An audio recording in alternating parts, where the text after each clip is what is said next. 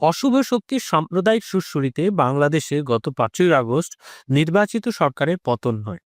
প্রথম দিকে আন্দোলনের মূল কাণ্ডারি হিসাবে ছাত্রদের ধরা হলেও আস্তে আস্তে জামাতি ইসলামী নামক পাকিস্তানপন্থী সন্ত্রাসবাদী একটি গোষ্ঠীর ষড়যন্ত্র ধীরে ধীরে প্রকাশ পেতে শুরু করেছে।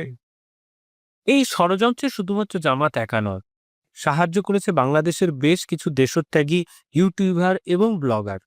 বাংলাদেশ থেকে বিতাড়িত এই ইউটিউবারদের মধ্যে অন্যতম নাম হচ্ছে পিনাকি ভট্টাচার্য।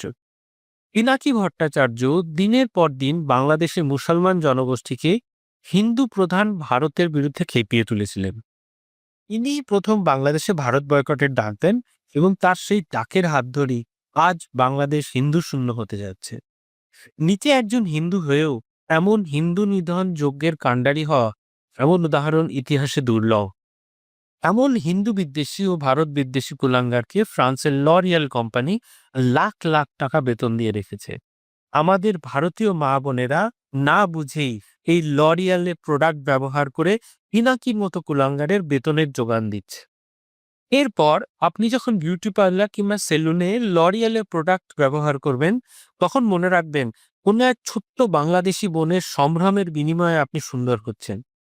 সমস্ত ভারতীয়দের কাছে আমার একটাই প্রশ্ন, পরের বার লরিয়ালের প্রোডাক্ট ব্যবহার করার সময় শুধু একবার ভাববেন উৎসব মণ্ডলের কথা, যে শুধুমাত্র হিন্দু হওয়ার জন্য গণপিটুনিতে বাংলাদেশে নিহত হয়েছে।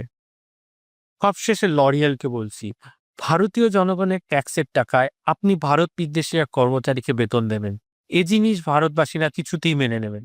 দরকার হলে দেশ জুড়ে বয়কট করব, আপনাদের বয়কট করব ফ্রান্সকেও এমন ভারত বিদ্বেষী শক্তিকে আশ্রয় দেওয়ার জন্য। আপাতত লরিয়ালকে বলছি, হয় পিনাকি ভট্টাচার্যকে চাকরি থেকে বরখাস্ত করুন, নয়তো দেশ জুড়ে বিক্ষোভের জন্য প্রস্তুত থাকুন। সবশেষে আমার নিজের দেশবাসীর কাছে আমার আবেদন, আমরা কি সেই বিনয় বাদল সুভাষের সন্তান? আমাদের রক্ত কি ঠান্ডা হয়ে গেছে? আসুন প্রতিবাদ করি জোট বেঁধে, নয়তো এই নরখাদকের হাতে বলি হতে হবে আমার আপনার সন্তানকে। দয়া করে এটা শেয়ার করুন, যাতে দেশব্যাপী আমরা পিনাকির মতো নরখাদকের বিরুদ্ধে প্রতিবাদের প্রাচীর করে তুলতে পারি।